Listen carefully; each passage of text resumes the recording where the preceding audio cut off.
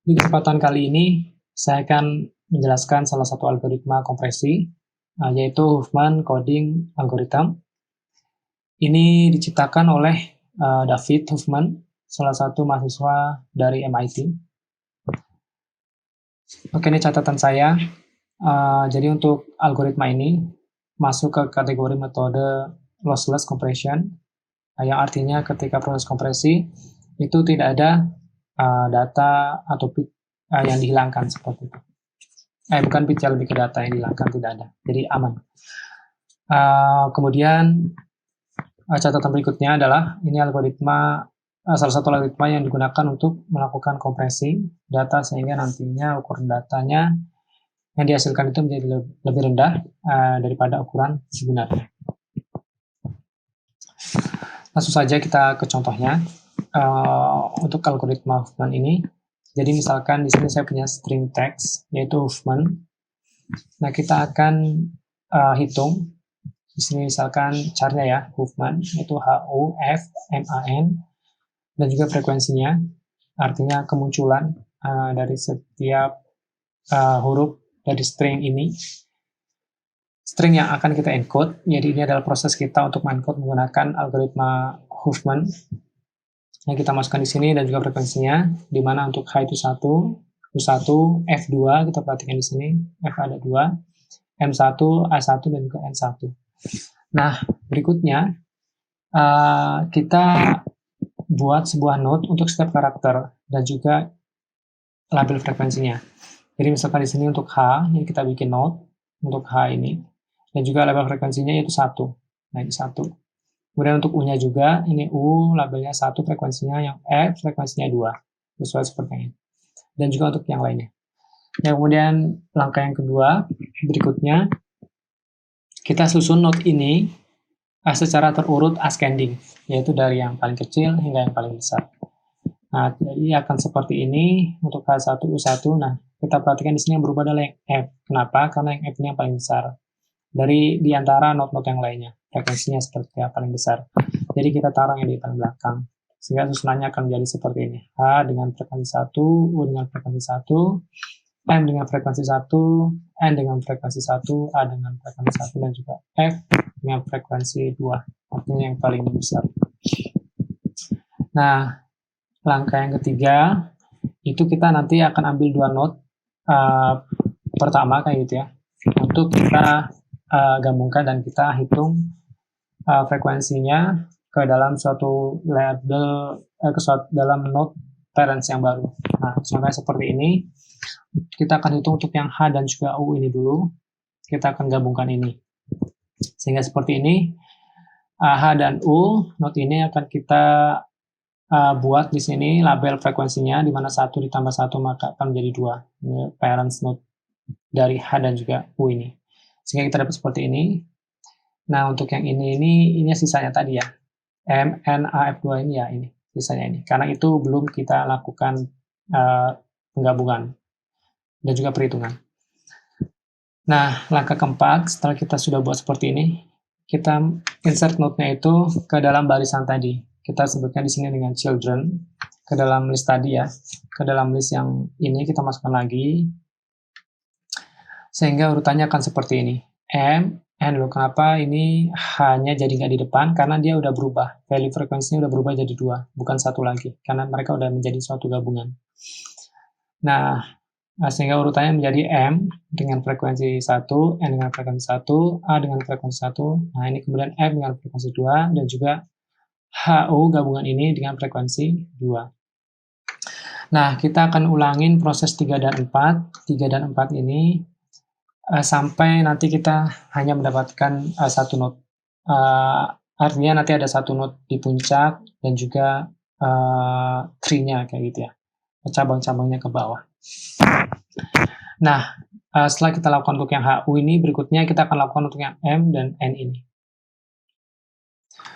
Oke, nah ini kita lakukan untuk M dan N, yang artinya dia punya parents node dengan label frekuensi 2, karena total dari M dan juga 1, M dan juga N, yaitu 1, 1, menjadi 2 di sini.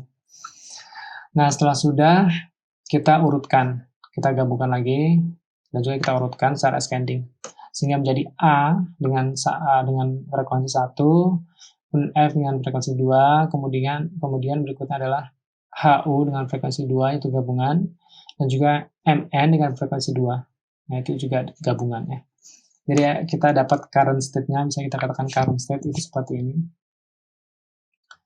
Nah, berikutnya kita akan lakukan lagi perhitungan untuk A1 dengan F2 ini. Nah, ini A1 dengan F2, sehingga kita akan dapatkan value parents node di sini 3. Nah, jika sudah, kita akan gabungkan lagi secara ascending urutannya. Nah, sehingga kita dapatkan di sini gabungan antara HU dengan value 2 frekuensinya, kemudian MN dengan value 2 frekuensinya, dan yang terakhir di sini ada penggabungan antara A dan juga F, yaitu 1 ditambah 2 itu value-nya 3. Ini kan paling tinggi. Jadi urutannya dari yang paling terkecil sampai yang terbesar, ascending. Oke, kalau sudah, berikutnya kita akan lakukan lagi proses penggabungan dan juga perhitungan frekuensinya, yaitu antara ini dengan value 2, HU, dengan MN dengan value 2. Sehingga bentuknya akan seperti ini. Nah, ini dia, HU dengan value 2 dan juga MN dengan value 2. Sehingga kita dapatkan parents node baru dengan label frekuensi 4, yaitu penjumlahan antara 2 ini dan juga 2 ya dari sebelah kanan ini. Sehingga dapat 4. Nah, berikutnya kita dapat seperti ini, kita urutkan lagi. Artinya urutannya ini 3 nanti berubah ke sebelah sini, 4 sebelah sini, kayak gitu ya, kalau secara aturannya. Nah, sehingga seperti ini, urutannya 3, nah 4.